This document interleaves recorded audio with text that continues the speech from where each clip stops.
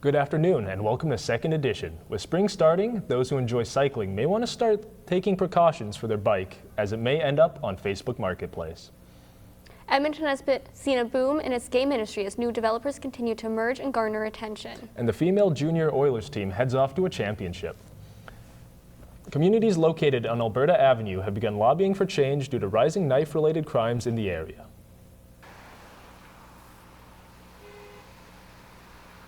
As knife violence has become more frequent, communities are calling for change. Organizations like Arts on the Avenue have lobbied for more regulations on how knives are sold. This is due to stores in the area being able to sell them over the counter. There was somebody that was slain just a couple of blocks from here about 10 days ago. And so something has to change. So the community is standing up. Alberta Avenue is bringing this forward. Arts on the Avenue, a number of other organizations are saying we need change. The Urban Planning Committee held a meeting this week to discuss proposed regulations and was joined by the police in the hopes of creating less access for knives, bear spray, and other over-the-counter items. Bike Index is a user-driven database to help people from having their bike stolen. All you need to do is register your bike with the information of what it looks like and the bike's serial number, so if it's stolen, it can be found faster than before. With an average of 25 to 30 bikes being recovered by Edmonton Police each week, the Bike Index aims to deter bike theft and help stolen bikes make it back to their owners. Bike Index, it was done through what we call the Canadian Police Information Centre, or CPIC, and it was entered as stolen by the police, and in a lot of cases it would take days or sometimes even weeks for that information to be entered into there. With Bike Index, the user can go on there and mark it as stolen right away. Which allows them to, a much greater opportunity to get that bicycle back. With plenty of bike racks located across campus, Nate has U-locks available for sign-out as well to help prevent bike theft on campus. Edmonton has seen a recent growth in its video game industry, thanks in part to the growing number of indie game developers.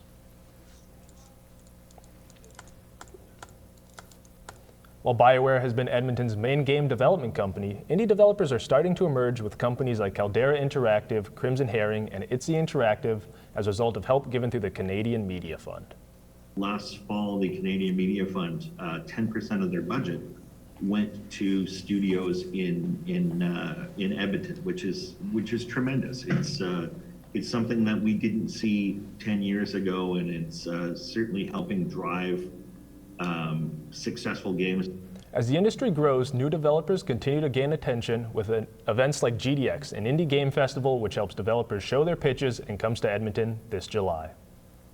Time for a look at the world of sports. Nate Athletics is done for the year, but the U18 AAA Junior Oilers hockey program is still moving towards a championship. And there's tons of buzz around the city about a soccer tournament called the Mini World Cup, and our Alicia Victor has more.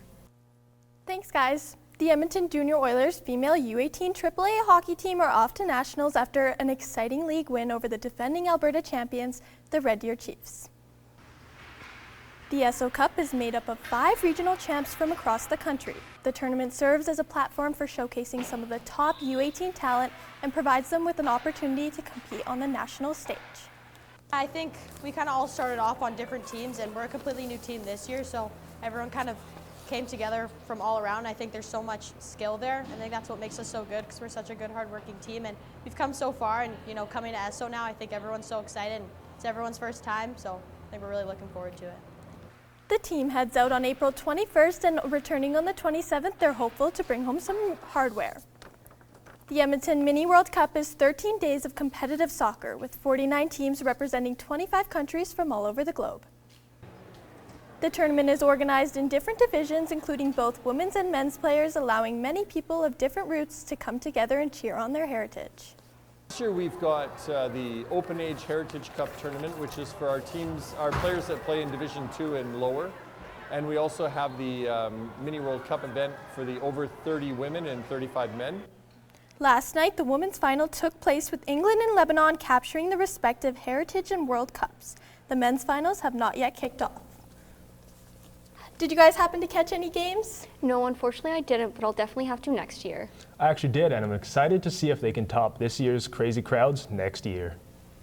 Coming up after the break, we learn about how students at the U of A are combating loneliness with a new student-run group. And we learn about a hobby that was close to my heart with collecting hockey cards, which also looked great on my bike spokes. People's love of hockey cards has been a staple across generations. While the players and the product have changed, the excitement is still alive more than ever. Our Reese Revel caught up with an Edmonton card shop owner for some insight on the current state of the hobby. Hi, I'm Reese Revel outside of Wayne's Sports Cards and Collectibles to help give you guys some insight on the hockey card community. I'm here with Wayne from Wayne's Cards and Collectibles. Thank you for having me. Pleasure. So I wanted to just ask, how did you get into this kind of industry? Great question. So it started when I was really, really young. My dad had a bunch of hockey cards, and I think I was 4 years old, and he handed me these cards. And I don't think he meant for me to keep them, but as soon as he handed them to me, I kind of ran to my room, and the rest is history. So your shop has been open since 1991. How would you say the hockey card landscape has changed since then? A ton has changed. You know, not just the hockey cards themselves, but the money that exchange hands. You know, the players are asking for more money, the league is making more money, everything seems to be a monetary thing right now. So cards have kind of seen the same type of influx in terms of, you know, what's happened to the value of cards. How has the hobby been able to stay so prominent over the decades of time that it's been around? I think it's fun. I think that's one thing that most people who are collectors, they gravitate to is, you know, once you start collecting, that collecting bug is always with you. You know, it's something you do, something you enjoy. You know, we just talked about it, you collected yourself. So I think it's something that once you start to do it and you realize the enjoyment of collecting players, building sets, you know, talking to other collectors about how they do things, it's always there. So I think the enjoyment level, and then as I mentioned, I think the monetary value, now that people see they spend their hard-earned money, and it becomes an investment. They actually have something at the end of the day. They're spending their money, but at the end of the day, they see something for it.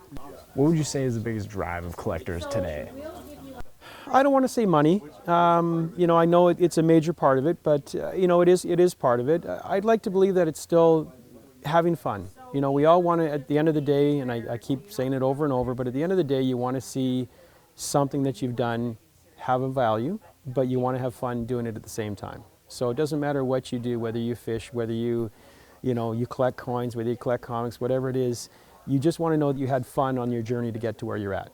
With National Hockey Card Day on April 13th, what does your shop have planned and ready to go for the big day? It's a big day for us. We've been doing this for quite a while. Even before there was actually a National Hockey Card Day, we had always kind of celebrated a day that, you know, we thought, let's celebrate this, let's make a day of something. So once it started, and it's been going on for 15 years now, we make a big deal out of it. It's something we really, really enjoy. So thank you very much for your time. I really appreciate it. My pleasure. Thank you. Perfect. With second edition, I'm Reese Revel.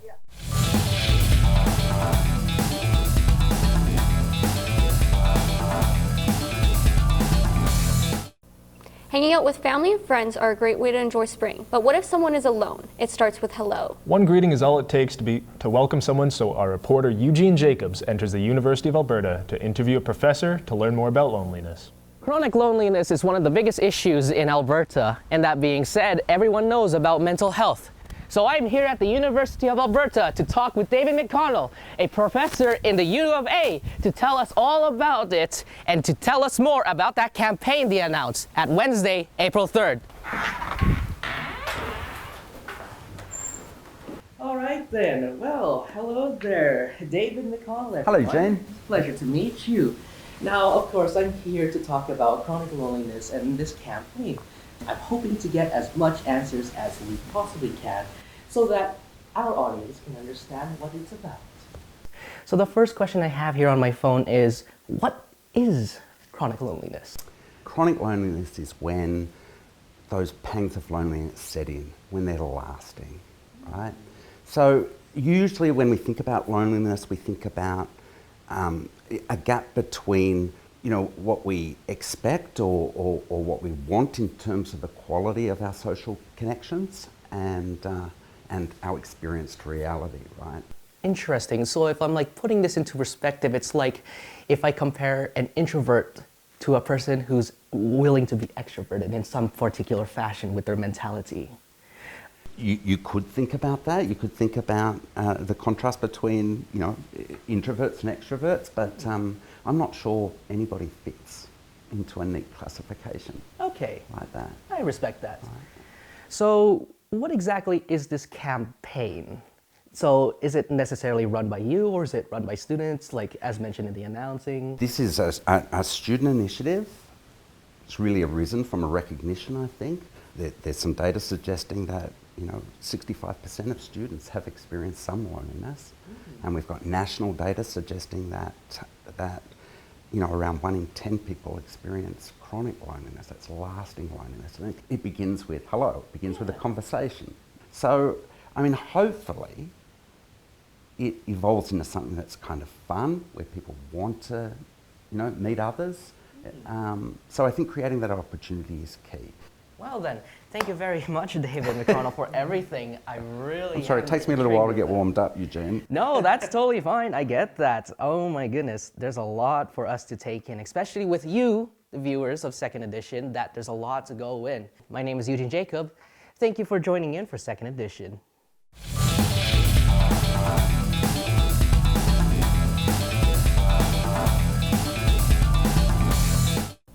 Edmonton Elks linebacker Niles Morgan hosted a charity flag football tournament this past week with his company Destin Athletics. The former CFL Rookie of the Year had a talk with our Noah Pomeroy about his off-season and this charitable event.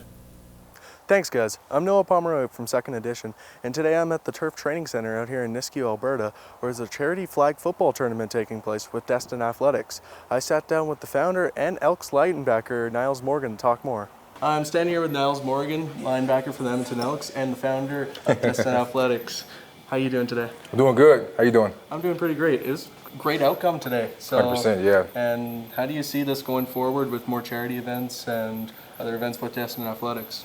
I see this being an annual thing. We come back every year, and why not donate every single year? Mm-hmm. I can't wait for things to grow and to expand, and I can't wait to even add even more businesses to come out and to come support, and just keep building things that keep connecting the community. How did this all start with Destin Athletics and doing this with kids in the program and here in Edmonton? It started when I had surgery my second year. I was hurt, and so I had a chance to actually get out into the community, and I was looking at it and I saw that it wasn't as many football programs, wasn't as many trainers for this. Where I'm from, I've had a trainer since I was a sophomore, and just having the knowledge that I've had for years, I want to expand it. I want to give it out to others. The greatest act is to inspire. So why not inspire kids that want to do the same things that you are doing as a pro athlete? Not sure if you guys want to add the impact you've had on young athletes here in Edmonton and just kids wanting to become athletes. Well, young football players here in Edmonton understand that it's yours if you want it. This is what you want to do. This is who you want to be. I'm here to help you be that person. Yep. And all the kids that came through my program have all excelled, and I love it. It's not just the body we're training the mind too, mm-hmm. right? Because everything we do, whether we know it or not, is all mental. Yep. So to give these kids a piece of myself, piece of the knowledge, piece of the mind frame that I have, I think that's what I'm here to do. Thank you to Niles Morgan for having a talk with me about this charity event and how he gives back to the Edmonton community during the Elks off-season. I'm Noah Pomeroy, Second Edition. Those hockey cards really brought back some childhood memories. Not for me. Speaking of memories, we have a painting tutorial inspired by an art legend coming up after the break. Welcome back to Second Edition. We have some spring-themed crafts for you, tapping into everyone's inner Bob Ross. And if art's not your thing, we learned how to make spring flower arrangements that would make a wedding planner jealous. And we have an elegant guide to a traditional British drink with our proper English host, Curtis Goodrum. Ah, the United Kingdom. What a great nation it is. Beautiful skies, beautiful countryside, and of course, the greatest oceans known to mankind. There's one thing though that the UK has perfected above other countries, and that is the making of a cup of tea. So today I'm making 3 different types of tea. You've got the most important kind, orange pekoe. You've got English breakfast, Earl Grey, which is garbage. Now, if you don't own a kettle, buy one, because you're not using a microwave, that's ridiculous, and you're definitely not using a stovetop. We're not living in the 18th century, we have things that are made to do stuff. There goes the kettle. That's exactly what you want to do. Now you want to get it as hot as possible, so first thing you do, you take it off, like so. Then you find your tea and you just dollop it in. You pour this in very, very gently. Grab it like so, hold your pinky out, I hate this tea. I think it's garbage. But nonetheless, we will try it. Now, once you've taken out your tea bag, that smells like flowers, by the way, you put it in your teacup very nicely, like so. Then, you take your beautiful hot water and you pour it in like so. Your beautiful cup of tea. Remember, point out your pinky and just take a sip. Awful as I remember. Right, so this is going to be a proper builder's tea, right? We've got 3 main ingredients, 4 main ingredients, I don't know. Hot water, sugar, tea. Grab your tea, tap it off like that, rip it open, right? Make sure you got none of the bits, make sure it don't get on the floor. Then put it into your tea holder. You're gonna put that in the mug, pour it into the drink. Don't matter how much you get in there, to be honest, just enough to make sure. Now, builder's tea needs a suspicious amount of sugar. 1 lump or 2. I'm going for 3. Take a sip. Delicious. And so that, my friends, was how to make a proper cup of British tea. Cheers. This is Curtis Goodrum with 2nd Edition.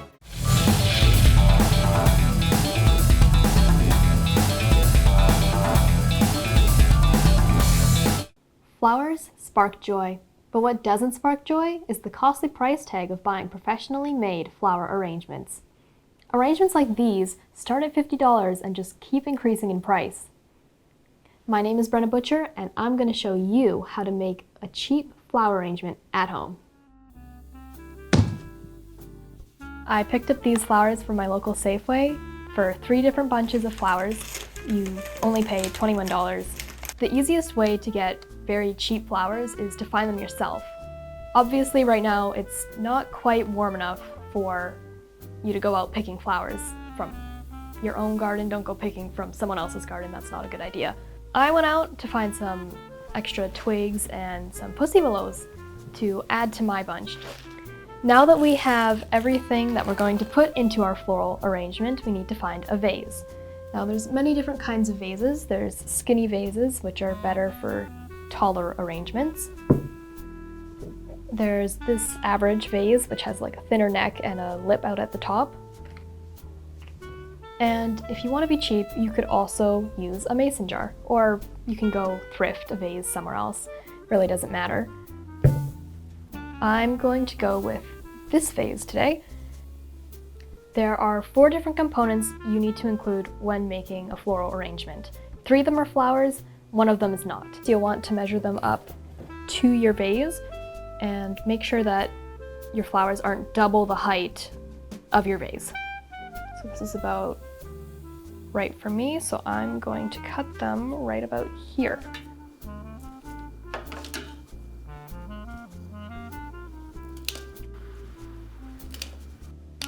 And now that we're done cutting all of our flowers, we're going to start arranging them, starting with our big non-floral pieces. So we'll just start with that one and then add our main flower in. And then we start arranging everything else around that. When you arrange your flowers, there are a few easy guidelines to follow to make them look their best. Choose flowers that have similar colors that will work well together. I chose a purple and a white flower, and one that had both colors. Now your final step in making your flower arrangement is to add your water.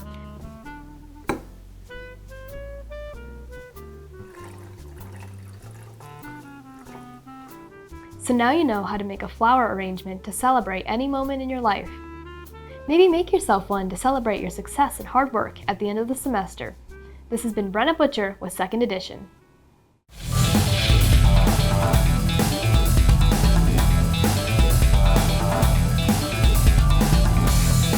I'm Astarta Lazo with 2nd Edition, and spring is blooming. And you know what else is? Flowers. And what better way to give somebody flowers than to give them ones that won't die? That's why I'm here today to teach you guys how to paint them. but with a slight twist. It's going to be Bob Ross style, which is why I'm going to be talking like this throughout the entire video. So grab your brushes and your paint and let's get started. So once your brush is wet, dip it in the red and let's get started. I like drawing the outline of what the flower is going to look like. So now let's start with a darker color. Let's kind of just add some on the side of the petals. And now with your red paint, you want to start separating the petals now. So that's one petal. I'm also drawing some curves for the inner petals. Now you want to keep repeating those steps until you have your rose. Now that we've finished the flower, we're going to go ahead and start with the leaves. We're going to be drawing the outline of the leaf. So let's make it a little bit like that. Let's outline the other side. Let's make it a little droopy on this side. So kind of big and something that drops down. Now that you've covered the leaves in green, you're just going to mix a little black in the green, kind of form a separation in the middle. Now with a different brush, you want to go back into the same green, but now we want to dip it into the white. Go down the middle again, but now from the top you want to gently spread. And you want to keep doing that in the other leaves, and you want to just kind of play around. Okay, so the leaves actually don't look that bad. Grab your sponge, have some brown paint, and then start dabbing between the spaces of the leaves and the flower. And now we have this rose that you can give to anybody. And because Mother's Day is coming up, you can even give this to your mom or your grandma or any mother figure in your life. I'm Star Lazo with 2nd Edition, and thank you for watching. I might have to become a tea drinker now. Those put my London fogs to shame. Right? And with how affordable those flowers were, I definitely have to try making my own. That's all we have today. Tune in next week for more exciting news with our 5th 2nd Edition show.